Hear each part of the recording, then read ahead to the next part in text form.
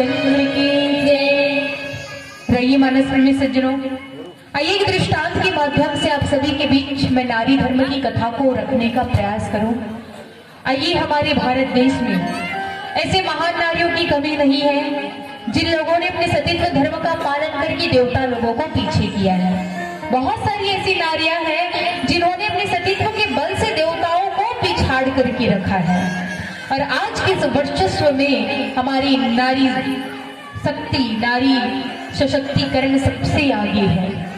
रही मानस प्रेमी सज्जनों, आइए ऐसी एक महान माता जिन्होंने अपने सतीत्व के बल से देवता लोगों को पीछे किया है, आइए वो महान माता माता वृंदा की कथा आप सभी के बीच में रखने का प्रयास करूं।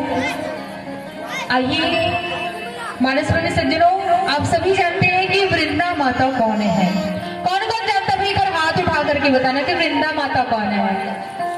बस माता में वृंदा माता नहीं जानो, जानते हो ना, ये वही महान माता वृंदा है जिसे हम हर घर के आंगन में तुलसी के रूप में पूजा करते हैं। प्रेम से बोलिए वृंदा माता की जय। आइए माता वृंदा जिसके पति का नाम था जालंधर, इतना अत्याचारी, इतना पापाचारी जालंधर कि उसके अत्याचार से तीनों लोगों में हाहाकार मच गया था। उसके अत्याचार को देख करके देवतागण परेशान हो गए कि अरे जालंधर इस प्रकार से अत्याचार करता रहेगा तो हमारा क्या होगा। जालंधर को मारने का उपाय लेकर के भगवान ब्रह्मा जी के पास जाते हैं। ब्रह्मा जी कहते हैं कि हे देवतागण, आप लोग जालंधर को मारने का उपाय मुझसे पूछ रहे हो। मैं सृष्टि का रचयिता हूँ, इस सृष्टि के संहार करता, सृष्टि के पालनहार कोई और है, उनके पास जाइए। ब्रह्मा जी के वचनों को सुन करके देवतागण भगवान भोलेनाथ के पास जाते हैं। भोलेनाथ के पास जाकर के बताते कि प्रभु जालंधर बहुत अत्याचार कर रहा है।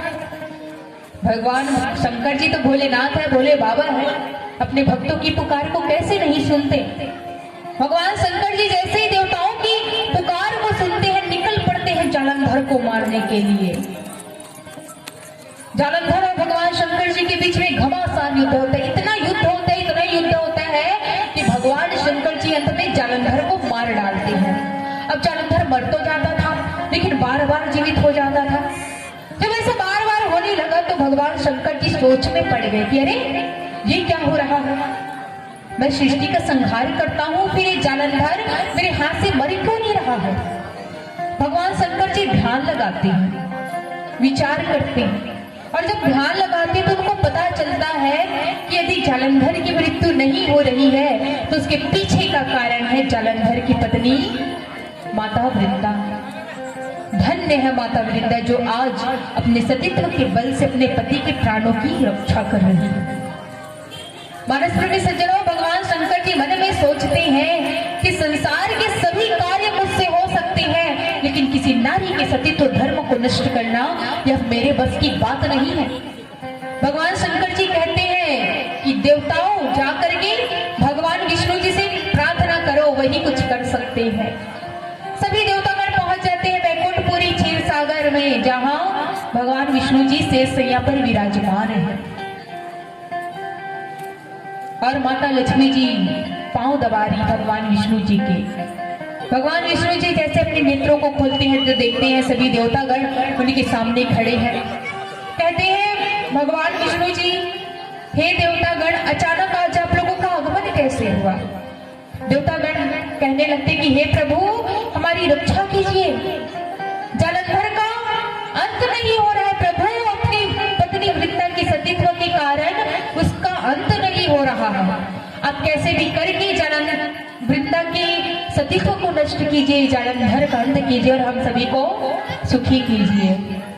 भक्त वत्सल करना वत्सल भगवान जो है द्रवित हो उठते हैं और बड़े बड़े संत महात्मा कहते हैं, भगवान कृष्ण अर्जुन से कहते हैं कि अर्जुन, यदा यदा हि धर्मस्य ग्लानिर्भवति भारत अभ्युत्थानं धर्मस्य तदात्मानं सृजाम्यहम्। मानस प्रेमी सज्जनों, धर्म की ग्लानि और धर्म की हानि, ये दो शब्द हम सुनते हैं तो धर्म की ग्लानि और धर्म की हानि क्या है। संत समाज धर्म की हानि नादान लोग करते हैं जिनको धर्म शास्त्र का ज्ञान नहीं होता और धर्म की ग्लानि वे लोग करते हैं जो लोग धर्म शास्त्र को जानने के पश्चात भी धर्म के रास्ते पर चलने का ढोंग करते हैं, दिखावा करते हैं। ऐसे लोग इस संसार में धर्म को हानि पहुंचाते, चोट पहुंचाते हैं। बड़े बड़े संत महात्मा बताते हैं कि भगवान विष्णु स्वयं जालंधर का वेश बनाकर के माता वृंदा के पास पहुंचते हैं। उमा दारुण ज्योतिष की नाई सभी की नचावत राम को साई। मानस प्रेमी सज्जनों, भगवान की माया से कोई बच नहीं सकता। भगवान जैसा नाचना चाहते वैसा नाच हम नाचते हैं। इस संसार को कठपुतली की भांति अपने अंगुलियों के इशारों पर भगवान इस संसार को नचा रहे हैं। जालंधर का वेश बनाकर के माता वृंदा के पास आते हैं। माता वृंदा देखती कि भाई मेरा पति युद्ध के मैदान से थका हारा घर आया है, और हर नारी का कर्तव्य होता है कि जब भी उसका पति कहीं से थक हार करके घर आए ना, तो अपने पति को पानी देकर के उसकी सेवा करनी चाहिए। अब मुझे नहीं पता कि आज की माताएं ऐसा करती है कि नहीं, लेकिन जो पतिव्रता धर्म का पालन करती है ना, उन नारियों के अंदर ये होना चाहिए कि जब भी उसका पति कहीं से कमा करके घर आए तो अपने पति को एक गिलास पानी दे करके उनके चरणों की सेवा करनी चाहिए। माता वृंदा ने वही किया। माता वृंदा देखती कि मेरा पति युद्ध के मैदान से थका हारा घर आया है, तो माता वृंदा जी जल दे करके भगवान विष्णु जी को अपना पति समझ के उनके चरणों को स्पर्श करने लगती है, दबाने लगती है। जैसे ही माता वृंदा जी भगवान विष्णु जी के चरण कमलों को स्पर्श करती है, तो पर पुरुष के स्पर्श के कारण माता वृंदा जी का सतीत्व धर्म नष्ट हो जाता है। और इसी बात को गोस्वामी बाबा जी लिखते हैं कि उत्तम की असे बसे मन माही,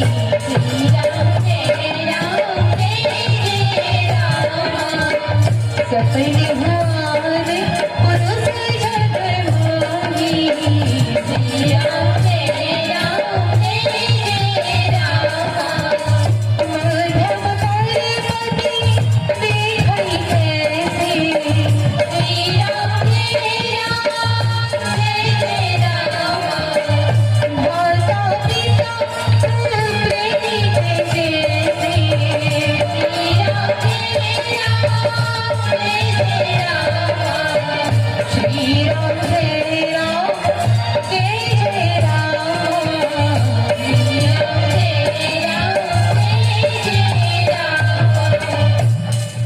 मानसप्रेमी सज्जनों, संसार में वही नारी श्रेष्ठ है। बोले कौन सी नारी?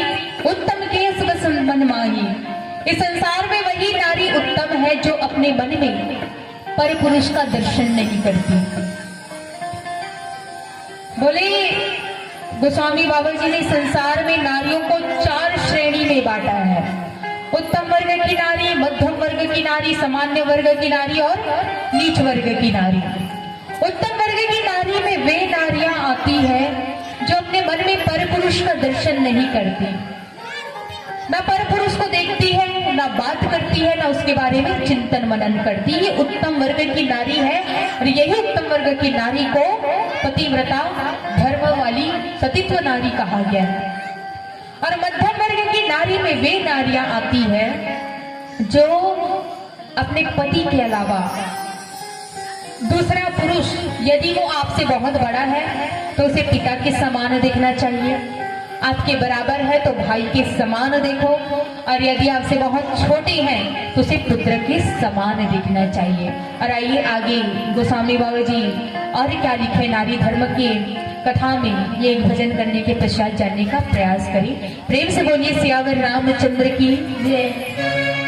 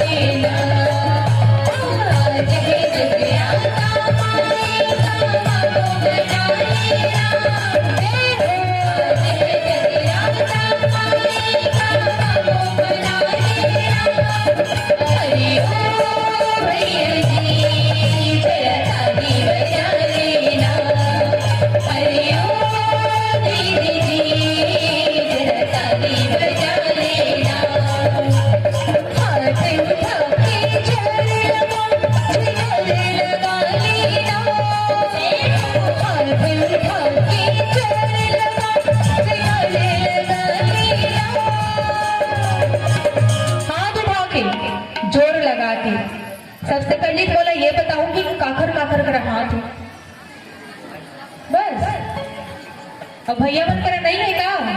हाँ वे ना भैया हो, अब महतारी बनकर।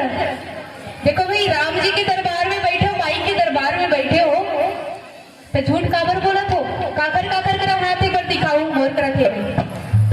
तो ये हाथ ला थोड़ा उठाना है और ये में थोड़ा जोर लगाना है, और जोर लगा के जयकारा लगा के मोर साथ गाना है का, बोल सांची दरबार की, और ताली बजाते हो भाई, ताली बजाते हुए का, हाथ उठा के जोर लगा के करे लगाली राम, हाथ उठा के जोर लगा के करे लगाली राम, हरि ओम दीदी ताली बजाली राम, हरि ओम दीदी ताली बजाली राम, आवाज से आशा माई का मांग बजाली राम, जय हो जय आशा माई का मांग बजाली राम, हरि ओम मैया जी जरा ताली बजाली राम, हरि ओम दीदी जरा ताली बजाली राम।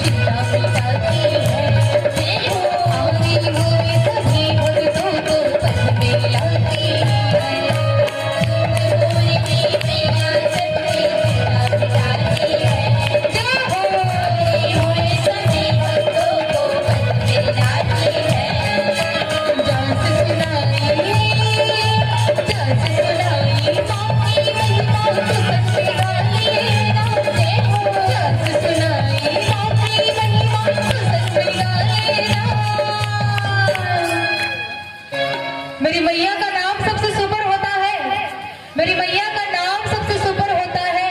और मेरी मैया उन्हीं की झोली भरती है जिनका दोनों हाथ, क्या बात है, दोनों हाथ ऊपर करूँ तबे तो मैया झोली ला भरी ना। दोनों हाथ ला ऊपर करके बोल सा जयकारा लगा के बोल साची दरबार की। अरे ओ भैया जी जरा ताली बजाने, अरे ओ दीदी जरा ताली बजाने, राजा माई हमको बनाए, जय हो राजा माई हमको बनाए। अरे ओ भैया जी जरा ताली बजाने, अरे ओ दीदी जरा ताली बजाने, अरे ओ भैया जी जरा ताली बजाने, अरे ओ भैया जी जरा ताली बजाने। बोल साची दरबार की। आइए मानस में सज्जनों, मातु पिता भ्राता हितकारी मित्र प्रद सब सुनो राजकुमारी। और आइए, जब लड़कियों का विवाह नहीं हुआ रहता, कुंवारी लड़कियों के लिए, कुंवारी कन्याओं के लिए एक समय तक उनके माता पिता, गुरुजन, परिजन ये आपकी जीवन के लिए एक सीमित समय तक साथ देंगे, जब तक आपका विवाह नहीं होगा। हर चीज की परिपूर्ति वो एक समय के लिए करेंगे, एक निश्चित समय के लिए। लेकिन जब उस कुंवारी कन्या का विवाह हो जाएगा ना, और उस विवाहित कन्या का पूरे जीवन भर यदि कोई साथ देगा ना, तो बोले उसका होने वाला पति, उस कन्या का होने वाला पति चाहे जैसा भी हो, भला हो, बुरा हो, लंगड़ा हो, काना हो, जैसा भी हो, हर नारियों के लिए उसका पति देवता के समान होना चाहिए, पति को परमेश्वर के रूप में देखना चाहिए। क्योंकि धर्म, धैर्य, मित्र और एक स्त्री की परीक्षा होती है। मानस प्रेमी सज्जनों, आज की इस युग में बेटियों को अब तो बहुत डेवलपमेंट हो गया है भारत में कि लड़कियों को अब हर चीज में लड़कों के समान अधिकार मिलता है। लेकिन पुराने जमाने में क्या होता था, लड़कियों के जीवन में इतनी दुख, इतनी तकलीफें होती थी। और वो क्यों होती थी भाई? पुरानी रूढ़िवादी के कारण, कि भाई लड़की जब जन्म लेगी, संसार पर आएगी, और इस संसार पर आने के पश्चात वो इस संसार का बोझ है, ऐसा माता पिता समझते थे। और एक माँ अपने गर्भ में भ्रूण हत्या क्यों करवाती है? एक माँ अपने बेटी को, जब पता चलता था ना पुराने जमाने में कि गर्भ में बेटी है, गर्भ में बेटी है, तो भ्रूण हत्या करा दिया जाता था। क्यों? क्योंकि माँ जानती है, वो माँ जानती है कि और एक माँ अपनी बेटी को, बेटी की हत्या क्यों करती है भाई? क्योंकि वो माँ जानती है कि जिस दिन मेरे गर्भ में ये बेटी जो पल रही है ना, जिस दिन इस संसार में आएगी, तो सबसे पहले तो मेरे ही सास ससुर मेरी बेटी को ताना मारेंगे कि हमारे घर में एक बोझ है। उसके बाद वो तो छोड़ो, उसके बाद जब ये युवा, जब ये जवान हो जाएगी मेरी बेटी, तो इस दुनिया में जो भी है, जिनकी बुरी नजर है, वो मेरी बेटी के ऊपर पड़ेगा। और ये तो छोड़ो, उसके बाद जब ये शादी के लायक हो जाएगी, तो उसके ससुराल वाले का मुंह फूटेगा कि इतना इतना दहेज दो भाई, तब जा करके हम तुम्हारी बेटी को अपने बेटे के साथ विवाह कराएंगे। मतलब इतना दर्दनाक हम लड़कियों के जीवन में बहुत सारी ऐसे दुख, ऐसे तकलीफें हैं। मानस प्रेमी सज्जनों, एक माता पिता अपनी खून की कमाई हुई धन दौलत से अपनी बेटी को परी के समान रखते हैं। उस लक्ष्मी को, उस बेटी को अपनी जीवन की सारी धन दौलत लुटा कर अपनी बेटी को पाल पोस करके बड़ा करके उसका विवाह कराते, उसके बाद भी ससुराल वाले दहेज मांगते हैं। कितना अहम मुद्दा है ये दहेज प्रथा, आज तक बंद नहीं हुई है ये दहेज प्रथा। लोग शान शौकत में, बड़े बड़े अमीर लोग तो शान शौकत में अपनी बेटी के दहेज में करोड़ों रुपए दे दे देते हैं। तो ये नहीं होना चाहिए, दहेज प्रथा बंद होनी चाहिए भाई। जो गरीब जो अमीर है वो तो दे ही देंगे, जो अमीर माता पिता है वो तो अपनी बेटी के दहेज में करोड़ों रुपए दे देंगे, लेकिन उनका क्या? जो गरीब है, एक गरीब माता पिता करेंगे क्या? कहां से लाएंगे इतने पैसे? अपनी लक्ष्मी अपनी बेटी को तो दे ही रहे, उसके बाद भी दहेज चाहिए। सबसे पहले तो ये गंदी प्रथा हमारे समाज में बंद होनी चाहिए। और मुझे पता चला है कि आपके इस पावन ग्राम में धर्म को लेकर के एक बहुत बड़ा संकट आया हुआ है भाई। मुझे कहा गया भैया ने कि दीदी जब आप हमारे गांव पे आओ ना तो धर्म पर चर्चा करना। तो ये मानस प्रेमी सज्जनों, मैं दूसरे धर्म की बात तो नहीं करूंगी, अपने धर्म की बात जरूर करूंगी। यदि इस संसार में सबसे बड़ा यदि धर्म है ना तो वो हमारा सनातन धर्म। सनातन धर्म एक ऐसा धर्म है, रामचरितमानस एक ऐसा ग्रंथ है जिसे गोस्वामी बाबा जी ने, जिसे वाल्मीकि जी ने स्वयं गाया है। ये एक गाथा है, ये मन गढ़न कहानी नहीं है हमारा धर्म। इसे स्वयं गोस्वामी बाबा जी ने अपने मुख से गाया, वाल्मीकि जी ने अपने मुख से गाया, हनुमंत लाल जी ने अपने मुख से गाया। हम तो बड़े सौभाग्यशाली कि हम ऐसे हिंदू धर्म में जन्म लिए, ऐसे भारतवर्ष में जन्म लिए हैं जहाँ की संस्कृति इतनी महान है। अरे हम तो आज जान रहे हैं ये सब विज्ञान तौर तरीके, ये सब पहले से ही सनातन धर्म में लिखा गया, हमारी ग्रंथ में पहले से लिखा गया है। यदि सबसे बड़ा कोई ग्रंथ है ना तो वो है हमारा सनातन धर्म। सनातन धर्म पहले आया है जिसे स्वयं भगवान ने गाया है, भगवान स्वयं इस संसार पर आए हैं। ये एक ऐसा ग्रंथ है, ये एक ऐसी धार्मिक, ऐसा भारत देश में हम पैदा हुए हैं जहाँ स्वयं गोस्वामी बाबा जी ने, वाल्मीकि जी ने हमारे मर्यादा पुरुषोत्तम रामचंद्र जी के जीवन गाथा को गाया और रामचरितमानस लिखा है। इसके बाद जो अन्य ग्रंथ है, इस्लाम है, बाइबिल है, ये सब बाद में आया है। यदि कोई सबसे बड़ा हमारे धर्म है ना तो ये है सनातन धर्म, और हमें ऐसे सनातन धर्म का साथ नहीं छोड़ना चाहिए।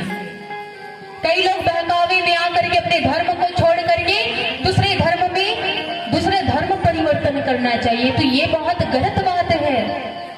हमारे सनातन धर्म में ऐसे भाई, हमारे धर्म में क्या रामचंद्र जी कम पड़ गए हैं, रामकृष्ण कम पड़ गए हैं जो हम दूसरे धर्म को अपनाएं? हमारे धर्म में मर्यादा पुरुषोत्तम रामचंद्र जी के जीवन गाथा को खोल करके देखना। एक बार रामचंद्र जी के चरित्र को हम समझ गए ना तो हमें दूसरे धर्म में जाने की आवश्यकता नहीं है। अब आप ये मत सोचना कि मैंने रामकृष्ण कह दिया तो रामकृष्ण अलग है, ऐसा नहीं। परमात्मा एक है, उनके नाम अनेक होते हैं, उनके रूप अनेक होते हैं। हम कृष्ण भगवान को अनेकों नाम से जानते हैं, कभी विठल नाम के जानते, कभी लट्टू गोपाल के नाम से, अलग अलग नाम से जानते हैं। हम इसी राम भगवान को, जब आप कन्याकुमारी की ओर जाओ तो लंका पार करने से पहले भगवान राम ने रामेश्वरम की स्थापना की। इसी राम को रामेश्वरम के नाम से जानते हैं। तो भाई भगवान एक है, परमात्मा एक है, बस इनके नाम और रूप अलग है। तो इसमें कोई संदेह नहीं है। भगवान के चरित्र पर कभी हमको संदेह नहीं करना चाहिए, कभी तर्क वितर्क नहीं करना चाहिए। जो व्यक्ति भगवान की कथा पर संदेह करता है उसकी मति जो है वहीं से भ्रष्ट हो जाती है। भगवान की कथा पर कभी तर्क वितर्क नहीं करना चाहिए। जो ग्रंथ में लिखा है वही हमारे लिए सर्वमान्य होना चाहिए। तो ऐसे धर्म को हमें नहीं छोड़ना चाहिए, अपने धर्म पर अटल रहना चाहिए। तो ये मानस प्रेमी सज्जनों, ये रही धर्म की बात। और नारी धर्म की बात, जब नारियों का विवाह हो जाता है तो गोस्वामी बाबा जी लिखे कि एक ही धर्म एक व्रत नियमा कार्य वचन मन पति प्रेमा। विवाहित नारियों के लिए एक ही धर्म होना चाहिए, एक ही व्रत होना चाहिए और एक ही नियम होना चाहिए। और वो क्या बोले? पति के चरणों में प्रेम, पति के चरणों में राग, प्रीति, पति को देवता के समान पूजना चाहिए। और जो नारी अपने पति के अलावा पर पुरुष का दर्शन करती है, पर पुरुष का चिंतन मनन करती है, ऐसी नारियां जो है 100 कल्प के नरक पर जाती है।